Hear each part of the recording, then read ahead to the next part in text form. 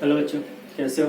तो हम लोग यूनिट एंड डायमेंशन में डायमेंशनल एनालिसिस के यूज की बात कर रहे थे।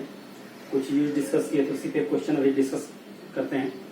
इसमें दिया हुआ है, can momentum, mass and velocity be taken fundamental quantity. क्या इन तीनों को फंडामेंटल क्वांटिटी लिया जा सकता है? जैसे हम लोग देख रहे थे कि 7 फंडामेंटल क्वांटिटी था, उसमें मास, लेंथ, टाइम था और भी क्वांटिटी था।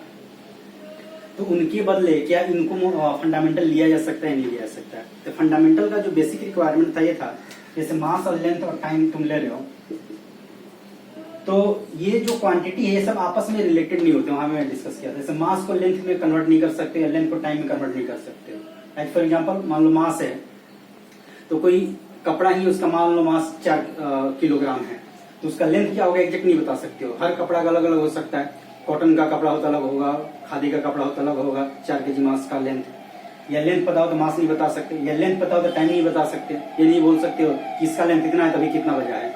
ये तो एब्सर्ड क्वेश्चन है सारा। तो ये कुछ आपस में रिलेटेड नहीं होगा। तो जो आपस में रिलेटेड नहीं होता उन्हीं को फंडामेंटल सेट ऑफ यूनिट में लिया जाता है। कभी भी ऐसा नहीं कर सकते, जैसे मान लो लेंथ है और एरिया है, इनको फंडामेंटल सेट ऑफ यूनिट में दोनों का एक साथ डाल दो, ऐसा नहीं कर सकते हो। क्योंकि एरिया जो होता है लेंथ का होल स्क्वायर होता है, ये दोनों आपस में रिलेटेड हैं, इसलिए फंडामेंटल सेट में नहीं हो सकते हैं। एक फंडामेंटल होता है, दूसरा एक ड्राइव हो जाएगा। इन्हें डिस्कस किया था, ड्राइव क्वांटिटी जो फंडामेंटल के टर्म में रिप्रेजेंट किया जा सके। तो ये एक्चुअल में ड्राइव क्वांटिटी हो गई इसके लिए। हाँ, ये हटा के फिर इसको रख सकते हैं, ये भी किया जा सकता है। लेकिन जो बेसिक फंडामेंटल उसमें ऐसा किया जाता है जो कि इजिली मेजरेबल हो। तो लेंथ इजिली मेजरेबल है, ये भी किया जा सकता, वहां पर डिस्कशन था, इसलिए लेंथ को रखा गया था। लेकिन क्वेश्चन वाइज हम लोग कुछ अपने से मान सकते हैं कि चलो इजिली मेजरेबल वाला हटा देते हैं, तो जो आपस में रिलेशन वाला था उसके अकॉर्डिंग बात कर लेंगे। तो अदर क्वांटिटी को अगर फंडामेंटल मानना होगा तो जो इजिली मेजरेबल कंसेप्ट था उसको हटा करके जो बेसिक कंसेप्ट एक और था, क्या था कि आपस में रिलेटेड नहीं होना चाहिए, उसको यूज करते हुए हम लोग डिस्कस कर सकते हैं। ये फंडामेंटल तभी लिया जा सकता है जब तीनों आपस में रिलेटेड नहीं हो। अगर तीनों आपस में रिलेटेड होगा, एक फार्मूला बनेगा तीनों को मिला के, तो कभी वो फंडामेंटल नहीं हो सकता। तो कैसे चेक करेंगे? तो ये जो डायमेंशनल एनालिसिस हम लोग का कंसेप्ट था उसी से करेंगे। कि मान लेते हैं कि मोमेंटम जो है मास का कुछ पावर से और वेलोसिटी के कुछ पावर पे डिपेंड कर रहा है। अगर निकल के आ गया वैल्यू तो डिपेंड कर रहा होगा, और नहीं निकल के आया तो फिर नहीं डिपेंड कर रहा होगा। तो ऐसा ही कुछ मानते हैं। तो मान लो लेट या suppose E equal to mass to the power A और velocity to the power B। A B X Y कुछ भी मान सकते हैं, ऐसा है। हम यहाँ रिलेशन निकालते हैं। अगर ए और बी का प्रॉपर वैल्यू आ गया मतलब ये रिलेशन है कुछ ऐसा, मतलब मोमेंटम इन पे डिपेंड कर रहा है। अगर डिपेंड करेगा तो फंडामेंटल क्वांटिटी नहीं हो सकता, डिपेंड नहीं करना चाहिए। तो देखो मोमेंटम का फॉर्मूला, डायमेंशनल फॉर्मूला क्या होता है? MLT-1 होता है क्या? मास का M, वेलोसिटी का LT-1। सोल्व करो।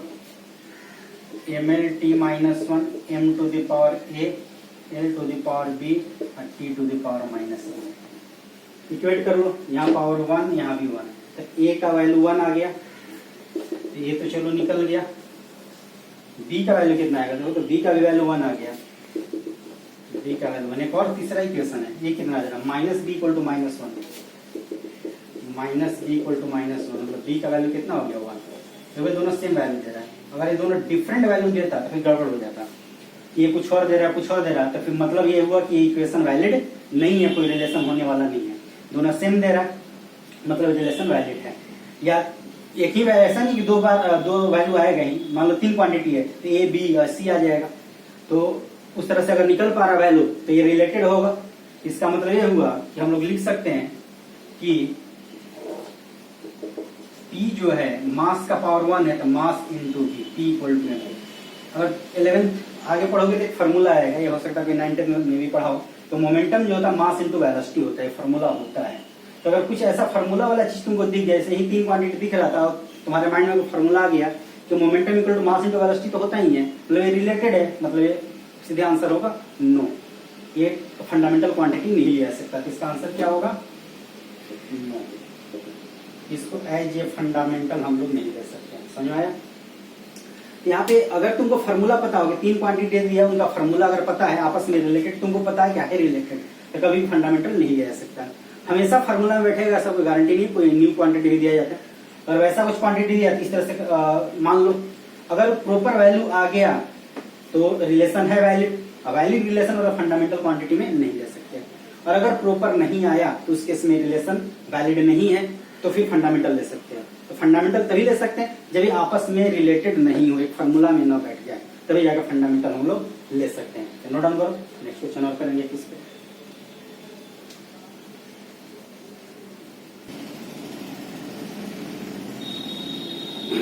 तो नेक्स्ट क्वेश्चन देखते हैं, उसी कंसेप्ट है। Can momentum, force and length form a fundamental set for mechanics quantity. Mechanics में जो है मास लेंथ टाइम वाला इन्वॉल्वमेंट होता है, जो कि मैकेनिक्स वाला क्वांटिटी है, तो उससे कोई बहुत ज्यादा मतलब नहीं है यहाँ पे, ठीक है। बस ये देख सकते हो कि मैकेनिक्स में मास लेंथ टाइम का इन्वॉल्वमेंट होता है, तो इसमें भी मास लेंथ टाइम होता है, मोमेंटम का डायमेंशन लिखोगे। फोर्स में भी होता है, लेंथ तो है ही, तो इसलिए जो क्वांटिटी है वो मैकेनिक्स वाला के ही रिप्लेसमेंट है, ठीक है। इसमें टेम्परेचर नहीं है या कोई करंट एम्पियर जो है वो सब नहीं है। जो पुराना कंसेप्ट था उसी पे, अगर ये तीनों एक फार्मूला से रिलेटेड होगा तो उस केस में फंडामेंटल नहीं मान सकते, और नहीं होगा तो फंडामेंटल मान सकते हो। अगर इनका कोई फार्मूला पता है तो ठीक है, तो सीधे आंसर नो कर देना है कि नहीं बना सकते, और नहीं पता है नहीं, सीधे आंसर यस कर देना है। चेक करना है कि बन भी सकता है फार्मूला कि नहीं बन सकता है। ये नहीं कि तुमको नहीं है फार्मूला पता है तो ऐसा फार्मूला होता ही नहीं होगा। चेक करेंगे, हो सकता हो भी, नहीं भी हो। फिर डायमेंशनली डिस्कस करना है, डायमेंशनली अगर रिलेशन निकल गया तो फार्मूला है, नहीं निकल पाया तो फार्मूला नहीं है। तो वीडियो पॉज करके ट्राई कर सकते हो, और उसके बाद देखो सोल्यूशन इसका। मान लेते हैं P equal to force to the power A और length to the power B, ऐसा कुछ ए और बी मान ली, एक्स वाई मान सकते हो, कुछ भी मान लो। डायमेंशन लिख लो, मोमेंटम क्या क्या होता है, mlt-1, फोर्स का mlt-2 और लेंथ का L। सोल्व करो पावर इक्वेट करके, m पे पावर 1, l का पावर 1, t का पावर -1। m का a, l का पावर कितना होगा, यहाँ a और यहाँ b, तो क्या a प्लस b हो जाएगा, और t का पावर -2 होगा क्या। l का जब दो पावर था, ये तो a होगा, ये वाला b, तो a प्लस b हो गया। इक्वेट करो, a का वैल्यू कितना आ गया 1, a का वैल्यू कितना है 1, a प्लस b कितना आएगा, a plus b equal to 1, a plus b कितना होगा 1, a का वैल्यू 1 आया है तो 1 पुट कर लो, तो 1 प्लस b इक्वल टू 1, 1 से 1 हट गया, मतलब b का वैल्यू कितना आ गया 0, तो ये 1 b 0। अब t का भी तो देखना पड़ेगा, t को इक्वेट करो,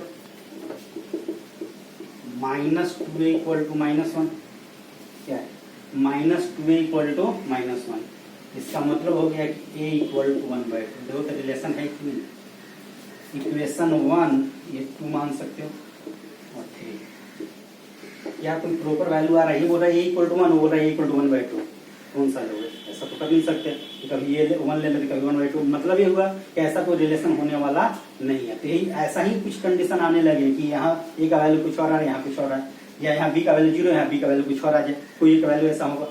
इसका मतलब इन तीनों जो क्वांटिटी आपस में रिलेटेड नहीं है, तीनों क्वांटिटी का कोई आपस में रिलेशन नहीं है।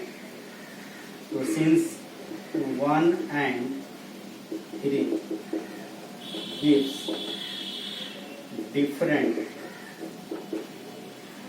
value of a का डिफरेंट वैल्यू दे रहा है, इसका मतलब है कि therefore P, F and L are not related। ये तीनों आपस में रिलेटेड नहीं है, तीनों आपस में रिलेटेड नहीं है, क्या हम लोग बोल सकते हैं, तो therefore P, F and L can be taken set of fundamental quantities। Answer हमारा हो जाएगा यस। आंसर क्या होगा, यस के लिए आ सकता है। तो फंडामेंटल क्वांटिटी का सेट तभी हम लोग ले सकते हैं जब वो तीनों क्वांटिटी जो है आपस में रिलेटेड नहीं है। तो अगर मास लेंथ टाइम का इन्वॉल्वमेंट है तो इतनी क्वांटिटी होगा। मान लो ऐसा कोई क्वांटिटी हम लोग ले लें इसमें कि करंट का इन्वॉल्वमेंट हो गया या टेम्परेचर का इन्वॉल्वमेंट हो गया, तो उसके फिर 4 क्वांटिटी को रिप्लेस करना होगा। तो मास, लेंथ, टाइम और फिर करंट को इन्वॉल्व किया, तो ऐसा 4 क्वांटिटी फिर लेना होगा। जितने फंडामेंटल को रिप्लेस करोगे उतने फिर क्वांटिटी लेना पड़ेगा। कि 3 को रिप्लेस करना है तो 3 क्वांटिटी से रिप्लेस होगा। MLT को रिप्लेस करना है तो 3 कोई नया क्वांटिटी होगा। मतलब MLT को हम लोग इन तीनों से रिप्लेस कर सकते हैं। तो लेंथ तो लेंथ ही रहा, मास और टाइम को, तो एक को मोमेंटम से एक को फोर्स से रिप्लेस करके हम लोग नया फंडामेंटल सेट बना सकते हैं। हाँ, लेकिन जो बेसिक फंडामेंटल हमारा था वो नहीं होने, उसको बस रिप्लेस करें अपना कैलकुलेशन पर्पज से, ये आपस में रिलेटेड नहीं उसके अकॉर्डिंग। उसमें बस एक और चीज था, इजीली मेजरेबल था, वो चीज वहां लिया, तो उसके अकॉर्डिंग वो बेसिक फंडामेंटल बनाया गया था। तो ये डिस्कशन है, तो ऐसा कुछ क्वेश्चन होता है जिसमें बोला जाता है कि ऐसा सेट बना सकते हैं कि नहीं बना सकते। तो हम लोग सेट ऐसा बना सकते हैं तभी जब वो आपस में रिलेटेड नहीं होता। आपस में रिलेटेड नहीं होगा, कैसे चेक करेंगे? तो पहले से फॉर्मूला पता है तो ठीक है, एक तो रिलेटेड है, सीधे आंसर नो कर देना है। नहीं पता है चेक कर लेना बैठा करके। अगर A B C जितने भी क्वांटिटी, मान लो 3 है तो 2 ही आएगा, 4 है तो 3 आएगा, तो डिफरेंट आंसर आ रहा है। ए का जो यहाँ 1 आया, यहाँ 1/2 आ गया, तो अलग अलग ए का वैल्यू आ रहा है, इसके इसमें रिलेटेड नहीं हो सकता। अगर ये 1 दिया, ये भी 1 देता तो फिर हो जाता, फिर रिलेटेड हो जाता। ये सब तरह से हम लोग चेक करेंगे, ठीक है। तो यहाँ पे हो गया कि चूंकि ये आपस में रिलेटेड नहीं है, इसलिए फंडामेंटल सेट ऑफ क्वांटिटी माना जा सकता है, ठीक है। नोट डाउन कर लो, आगे बात करेंगे। यूज का डिस्कशन हो गया, आगे हम लोग बात करेंगे लिमिटेशन। तो हम लोग डायमेंशनल फार्मूला डिस्कस किए, यूनिट डिस्कस किए, उसका यूज देख लें। और पीछे जो भी डिस्कशन है उसमें कुछ लिमिटेशन नजर आया होगा कि इसका कुछ ना कुछ लिमिटेशन है, कुछ का बहुत कुछ लिमिटेशन है, तो उसको बारी बारी से डिस्कस कर लेते हैं कि क्या लिमिटेशन है, क्या क्या यहाँ नहीं कर सकते हैं, उसकी बात हम लोग कर लेते हैं। तो नोट डाउन को फिर आगे बात करते हैं।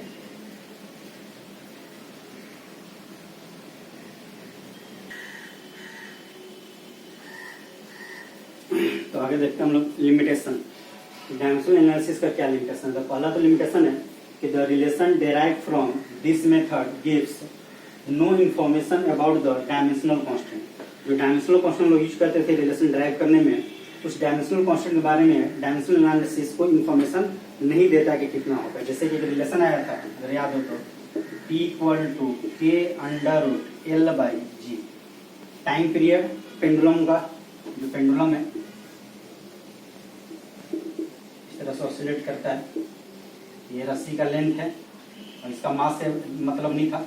ये जो कोई मास लटका दोगे इस तरह से रस्सी से, इसको अगर इधर साइड करके छोड़ दो तो ऑसिलेट करता है। घर में भी ऐसा करते होगे, जो झूला है एक तरह से, इसमें स्मॉल मास लटकाते हैं तब ये करेक्टली वैल्यू देते हैं।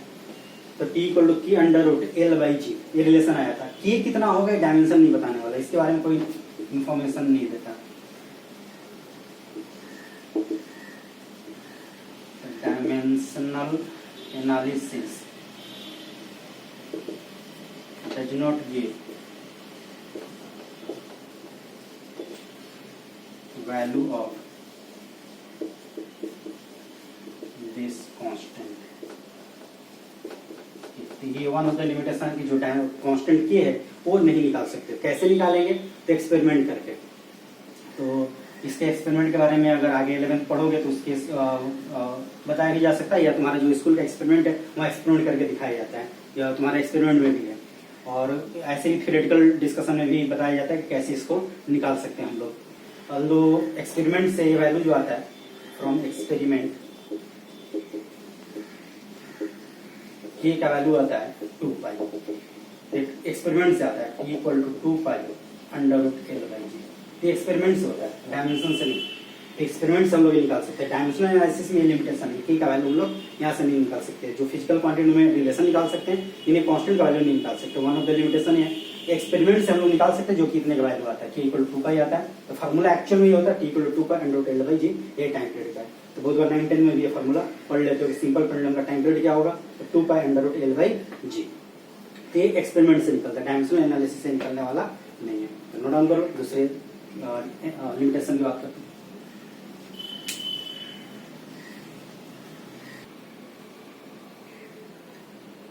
तो नेक्स्ट लिमिटेशन की बात करते हैं, second. The dimensional equation to be derived must be of multiplication type.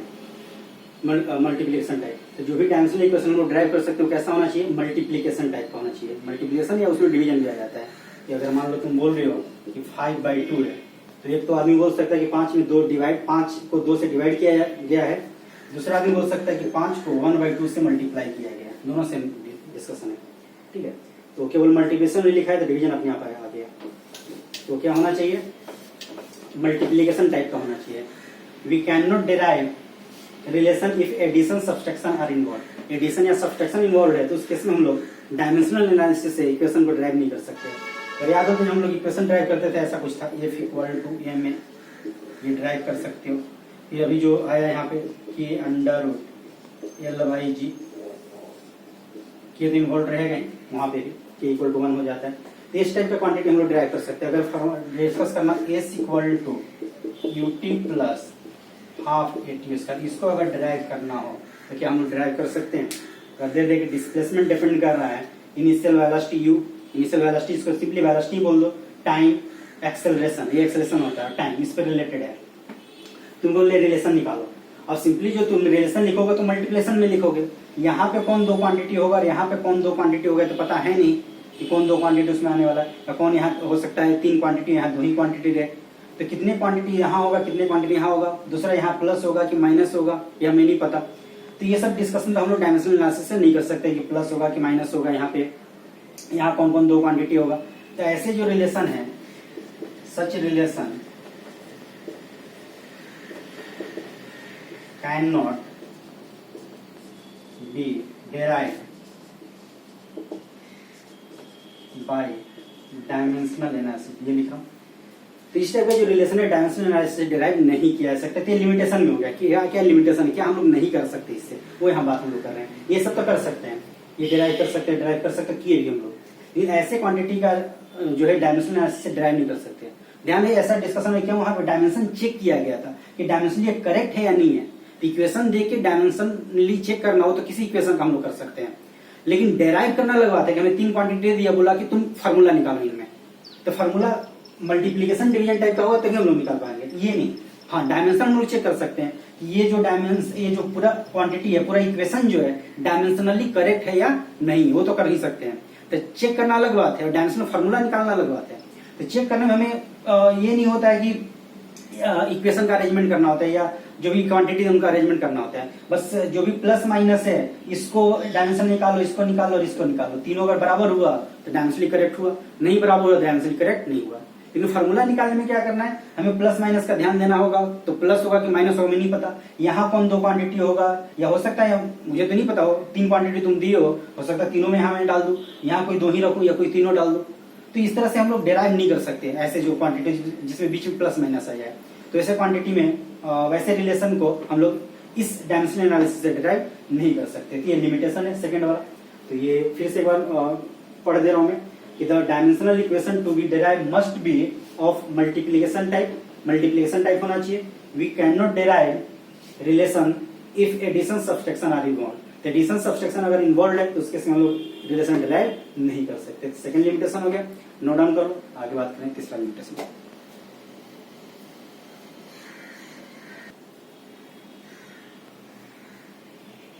तो नेक्स्ट देखते हैं, तीसरा लिमिटेशन है कि this method is not applicable when unknown variables are more than equation present.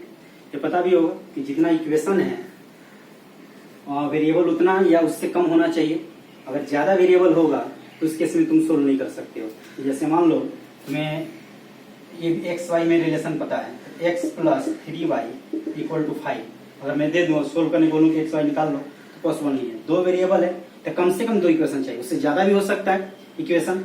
अब ज्यादा होने पे फिर वही जो उधर वैल्यू आ रहा था कि ए का 2 वैल्यू आए तो दोनों सेम आना चाहिए। अगर दोनों डिफरेंट आ गया तो उस केस में फिर गड़बड़ होगा। तो इसका 3 इक्वेशन 4 इक्वेशन हो सकता है, लेकिन उन तीनों चारों से एक्स का वैल्यू जो एक्स है वही दूसरा से वही तीसरा से आना चाहिए, तब जाकर सभी इक्वेशन सही है। मिनिमम 2 इक्वेशन चाहिए। तो इतना हो गया। दूसरा मान लो मैं दे दूं X minus Y equal to 4, तब इसको तुम सोल्व कर सकते हो कि इसमें 3 से मल्टीप्लाई करके जोड़ दो तो कुछ वैल्यू तुमको एक्स निकल जाएगा, देन पुट कर दोगे तो वाई निकल जाएगा। तीसरा दूं तो तीसरा जो ऐसा होना चाहिए जो इनके वैल्यू को सेटिस्फाई करे, तभी जाकर तुम्हारा इक्वेशन वैलिड होगा। तो मिनिमम जितना वेरिएबल उतना इक्वेशन होना चाहिए। 3 वेरिएबल है तो कम से कम 3 इक्वेशन। 2 इक्वेशन से जैसे मान लो इसी में मैं जेड लगा दूं, कुछ भी मान लो यहाँ पे प्लस जेड प्लस 3z, अब इसको बोलूँ कि तुम सोल्व कर दो, पॉसिबल नहीं है सोल्व करना। तो यहाँ पे 3 variable X Y Z 3 variable यहाँ 3 वेरिएबल यहाँ, ठीक है।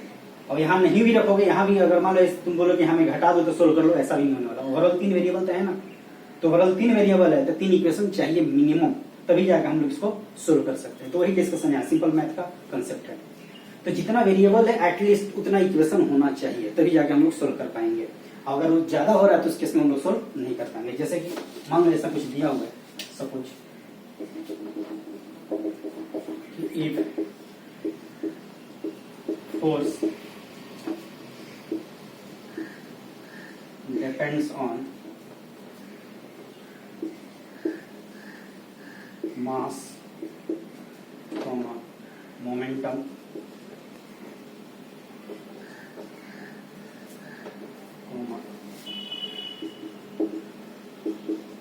Time and energy. तो फोर्स का तीन क्वांटिटी में हम लोग निकालते थे। तीन क्वांटिटी में होता क्या था कि इसका पावर एक्स मान लिया, इसका वाई, इसका जेड, इसका ए मान लिया, इसका बी मान लिया, इसका सी मान लिया। तो तीन क्वांटिटी और तीन इक्वेशन हो जाता था। यहाँ चौथा क्वांटिटी ले लिया, क्या रिलेशन निकल सकता है? फाइनल रिलेशन निकलता है।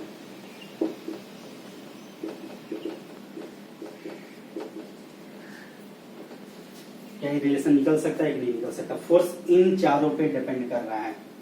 अब देखो इक्वेशन लिखोगे यहाँ पे तो क्या बनेगा? मान लेते हैं कि फोर्स जो डिपेंड कर रहा है m का power A B C D डाल देते हैं, एक्स वाई जेड करोगे तो चौथा क्वांटिटी फिर कुछ और मानना पड़ेगा। p to the power b, t to the power c, e to the power d। कितना वेरिएबल हुआ? a b c d, चार वेरिएबल। क्वांटिटी कितना होगा? इसमें भी M L T mass length time, यहाँ भी मास लेंथ टाइम, ये टाइम, ये भी mass length time. Mass length time पे ही ना है। अगर चार वेरिएबल है तो चौथा एक फिजिकल क्वांटिटी इन्वॉल्व होना चाहिए, तब कर सकते। इससे हुआ कि मास, मोमेंटम और टाइम हुआ। यहाँ एनर्जी के बदले अगर मान लो टेम्परेचर दे दे तो चौथा फिजिकल क्वांटिटी आएगा, या ऐसा क्वांटिटी दे दे जो कि मैग्नेटिक फील्ड वगैरह हो, करंट वगैरह हो, चार्ज वगैरह हो, तब फिर कर सकते हो, तब कोई रिलेशन हो सकता है। लेकिन ऐसे नहीं होने वाला। सोल्व करके देख लो, नहीं आएगा। देखो क्या बनने वाला है सोल्व करोगे तो।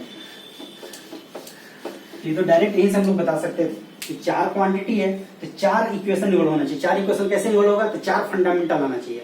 यहाँ पे तीन ही फंडामेंटल आ रहे हैं। इसमें भी मास लेंथ टाइम आता है, इसमें मास लेंथ टाइम आता है, टोटल 7 फंडामेंटल है। उसमें से केवल तीन ही इसमें इन्वॉल्व होना है ईच एंड एवरी में। कहीं भी करंट वाला नहीं आने वाला, कहीं भी टेम्परेचर वाला नहीं आने वाला, और कैंडेला तो कभी नहीं आने वाला, और अमाउंट ऑफ सब्सटेंस तो पीवी एनआरटी जो उसी में आता है।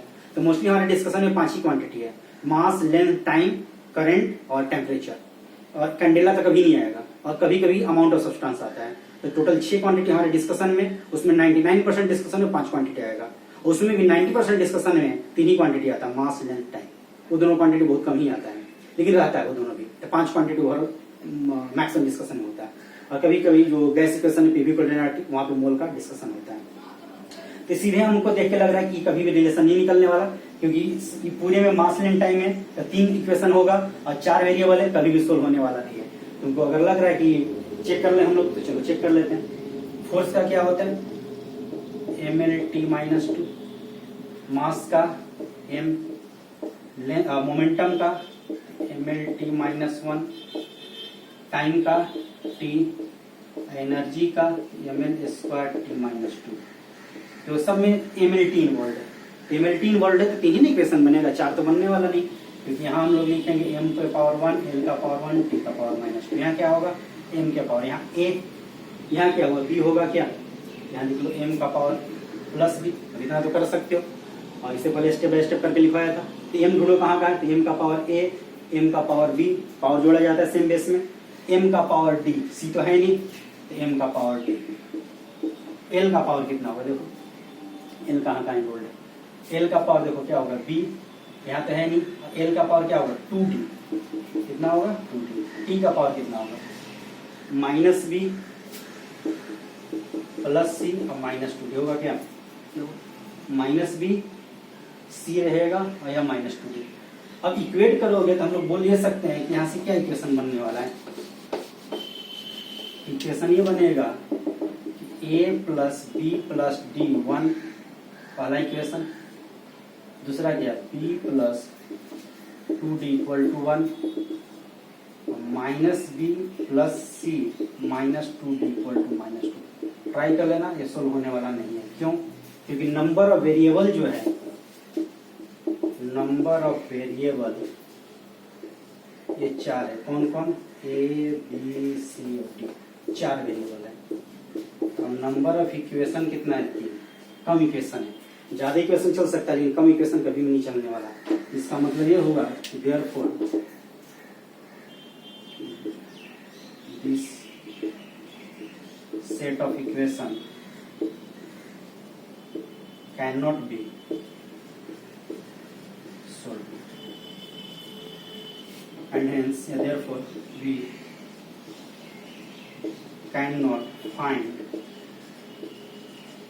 a relation between, जैसे between को लिख सकते हैं शॉर्ट में, given quantities। तो इतना निकालने को जरूरत नहीं था, शुरू में अगर तुम ध्यान दे तो वहीं से पता चल जाएगा कि देखो फंडामेंटल क्वांटिटी कितना इन्वॉल्व है, कौन कौन फंडामेंटल सारे क्वांटिटी में दिया हुआ है। तो जितना फंडामेंटल क्वांटिटी इन्वॉल्व है और जितना नंबर ऑफ इक्वेशन, देख लो अगर नंबर ऑफ इक्वेशन तुम्हारा कम पड़ जा रहा, जो वेरिएबल है फंडामेंटल जितना इन्वॉल्व होगा भी वेरिएबल होगा, तो जो नंबर ऑफ वेरिएबल जो क्वांटिटी हो रहा है ये जो फंडामेंटल इन्वॉल्व होगा नंबर ऑफ इक्वेशन होने वाला, और जो क्वांटिटी जिसमें रिलेशन निकालना है वो तुम्हारा नंबर ऑफ वेरिएबल हो जाएगा।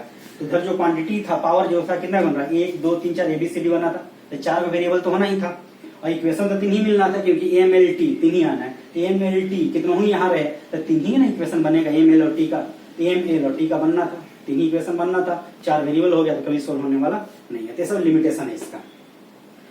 तो ये ओवरऑल यूनिट एंड डायमेंशन का हो गया। इसमें एरर एंड मेजरमेंट भी होता है, तो वो डिस्कशन हम लोग करेंगे जब इवन 12th के लास्ट में करेंगे, जब सारा कुछ पढ़ लेंगे तब, क्योंकि उसमें एक्सपेरिमेंट वगैरह से रिलेटेड होता है, जो 12th में 11 12th में एक्सपेरिमेंट करते हो वो सबसे रिलेटेड होता है, तो साथ में सब लास्ट में एक साथ करेंगे, तो बहुत ज्यादा है नहीं उसमें।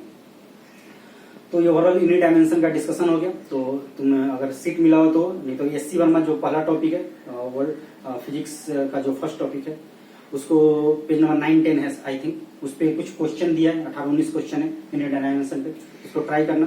जो दिक्कत हो रहा है वो क्वेश्चन नंबर तुम कमेंट में लिखना, उसको जो क्वेश्चन नंबर बताओगे उसका वीडियो बना के मैं नेक्स्ट क्लास में जो भी आगे होगा, आगे हम लोग वेक्टर स्टार्ट करेंगे, तो अगर उतना समय तक बता दोगे तो अपलोड कर दूंगा, नहीं तो फिर वेक्टर स्टार्ट कर देंगे, बीच में एक वीडियो में इसके सॉल्यूशन के लिए डाल दूंगा, ठीक है। तो अगला क्लास जो हम लोग करेंगे उसमें वेक्टर का स्टार्ट कर दूंगा, बीच में कभी जब मुझे सारा कलेक्शन मिल जाएगा कौन कौन क्वेश्चन तुम लोग का दिक्कत है तो एक वीडियो बना करके उसमें डाल दूंगा, ठीक है। Thank you.